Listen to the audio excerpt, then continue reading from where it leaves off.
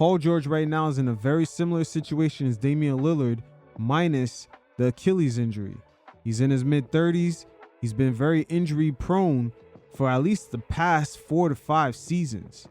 He's also a co-star on a team that's trying to capitalize off of Joel Embiid's very narrow window to win a championship. So if he suffers any kind of Achilles or ACL tear, this could be the end for him. But the real question is, will Joel Embiid be as cutthroat as Giannis? Well, Jim Jackson forced a real conversation to happen with Paul George and his crew. You guys check it out, and every once in a while, I'll check in. And then a report came out that Giannis was aware of the Miles Turner trade, which therefore would mean that he was aware that Dame was up out of here. So I think he did know. That is interesting. See, think about it, because here's the thing about when you're a Giannis, a LeBron, in that situation that kind of controls your franchise, a Steph.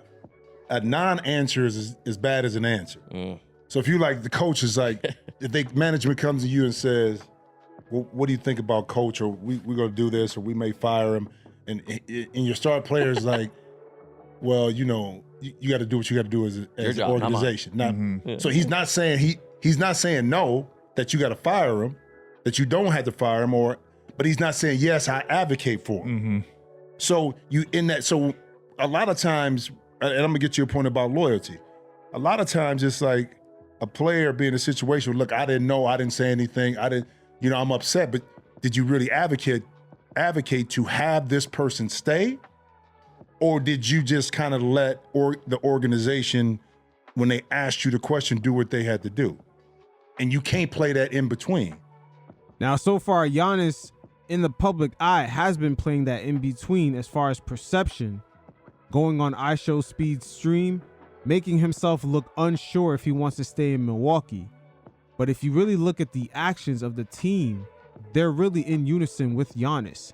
They gave up all their first round picks all the way to the end of the decade. I believe the first time they'll be able to cash in on one of those first round picks is in 2031. Also, when you factor in the way they stretched Damian Lillard's contract and added Miles Turner's, it equates to the same amount of money on their books. So they still have the same restrictions on the team as far as who they could put on Miles Turner and Giannis. So it begs the question, would they really made this move if they didn't believe this team should still be relevant? Ain't never been no loyalty in the league. So stop it. Never has been. Never will be. Because the bottom line is the bottom line in NBA and professional sports. Now, there are outliers. Look at what the Lakers did with Kobe. Back end of his career, they paid him. Okay? They paid him. Jeannie Buss took care of him. You always gonna have an outlier in there. Did you think it was a point where we know who Mr. Miami was, is D Wade? What happened there?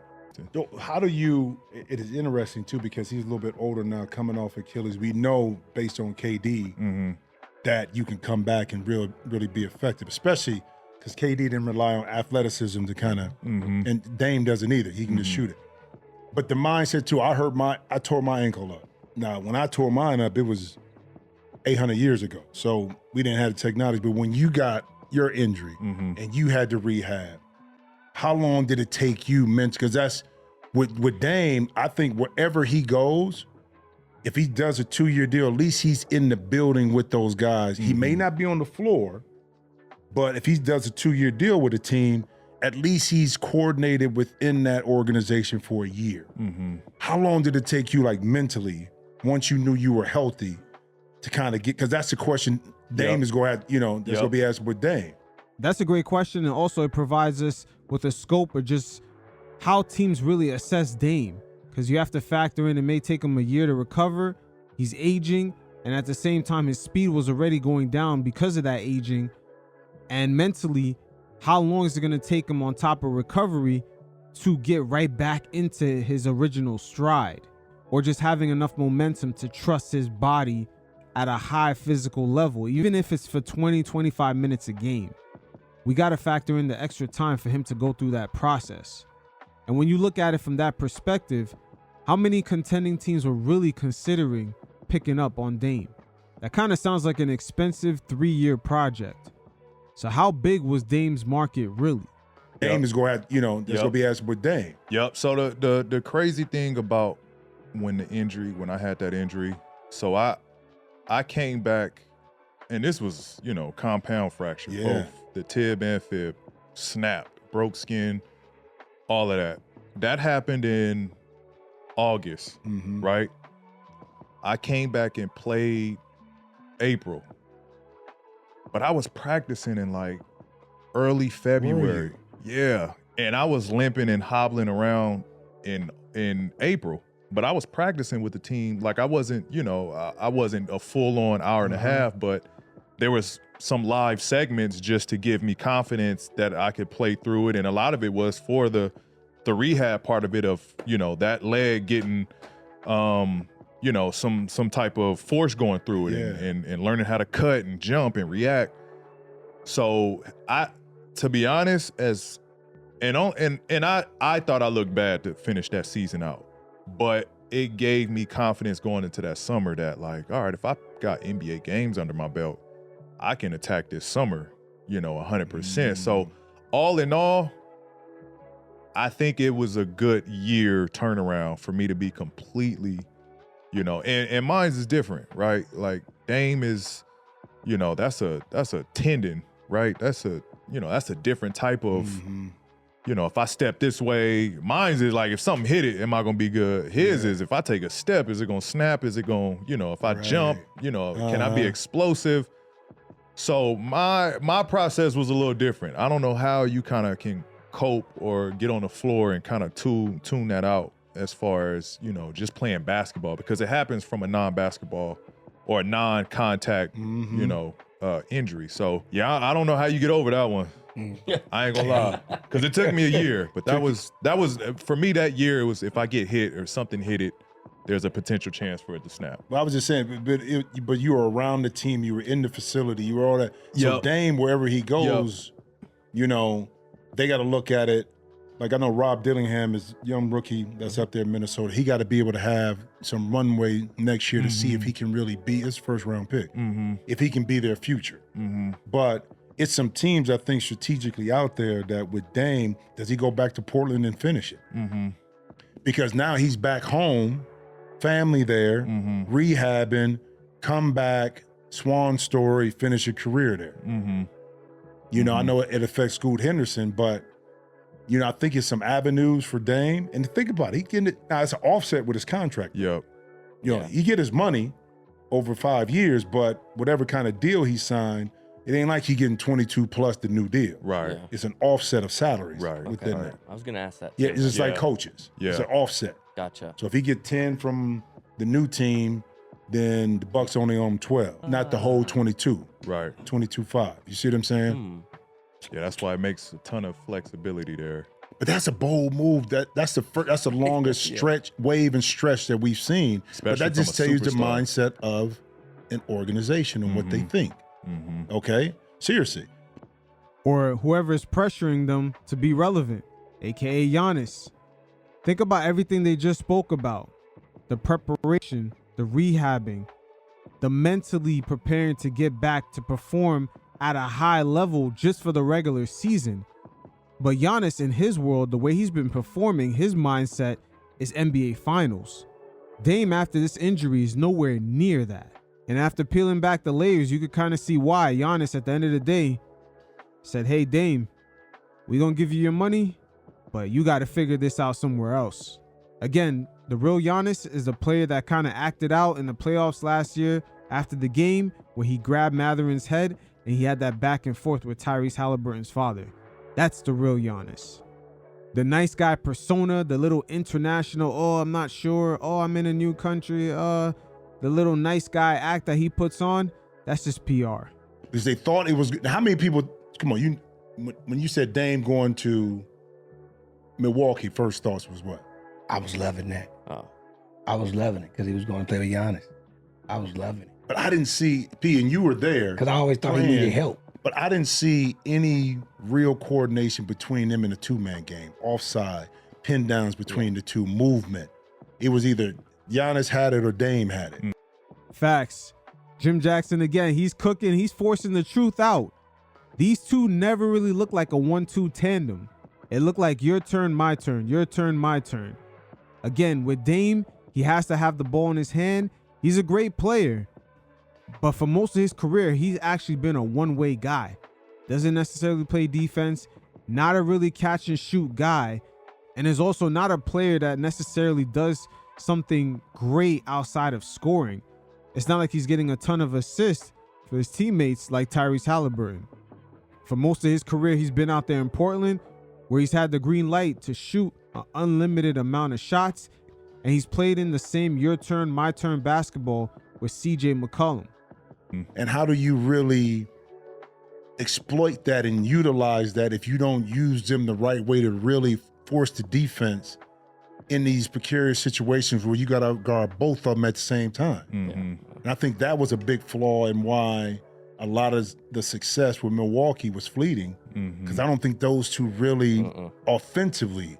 And even with Dame being healthy, they were already operating in very thin margins in order to get to the finals or even possibly win a championship. Very thin margins. With him injured, it makes sense why they just said, hey, fuck it. This shit's done. Leading, because I don't think those two really offensively. I'm a Drew Holiday loyalist, so I thought it was. Drew, I thought it was. They wanted offense. It was weird. You think Giannis wanted something to do with that? Once again, Jim Jackson is cooking. What is he alluding right here? There's only one factor that remains constant: is Giannis. Drew was his wingman. They won a championship together. Then they had a couple playoff series where they needed shot making, and after yet another elimination, Drew Holiday got shipped out. And as we could see, he was still an effective player because he went on to play for the Celtics and they won a championship. So who's the one constant that still remains in the picture? I'm a Drew Holiday loyalist, so I thought it was. They wanted offense. It was weird. You think Giannis wanted something to do with that? I don't think so. You notice the awkward laughs? Let's listen to that again, because we're getting a sneak peek to what the players in their circles really talk about behind the scenes. And the narrative is growing louder and louder. That Giannis, he will snake you if he has to. I'm a Drew Holiday loyalist, so I thought it was. They wanted offense. It was weird. You think Giannis wanted something to do with that? I don't think so. I don't think so. After I don't you just think so, win it. man. Yeah, that's just win it. But Giannis, he said he was upset. Yeah, he knew about it. He wanted Dame. Hey, I'm just saying. Well, man, you. Notice again. Notice the laughs. Notice the laughs. They don't want to say it on camera. This is where this player podcast landscape gets tricky. Guys don't want to reveal too much. They just want to give the audience just enough. But from time to time, you can see the real sentiments from behind the scenes leak out. You can still be upset, and he like you said, Dame. it depends on that conversation. If he knew, maybe he did go to bat for Drew. But at the end of the day, it's not his call. I mean, as much as you want to say Giannis runs the organization, those owners are going to do what they want to do. They might come ask you for your opinion, but that doesn't mean they're going to roll with you. Like, no, well, it depends. It depends, bro. It really does. Say yes to especially in a small market. In a small like that. market, because you're not going to get free agents. And I'm not saying that Giannis did it. I'm not saying that. But I think in that playoff series when they lost and they couldn't find offense, that was a big reason why Drew ended up being traded. But you go into your star player, whether you want to make the decision or not. And he gonna have the voice and opinion one way or another. Get too much.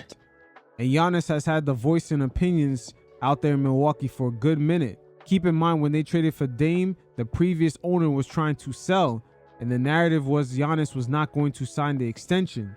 And when it comes to owners trying to sell franchises, your superstar has a nice piece of chunk change as to why the team is worth a certain price. So to please Giannis, they traded for Dame, and then we saw the owner instantly sell. Instantly sell. Keep that in mind. Because they traded multiple first-round picks for Drew. They traded 3 of them. So just getting rid of Drew for Dame and giving away more picks, we see why the Bucks don't really have any draft capital until 2031.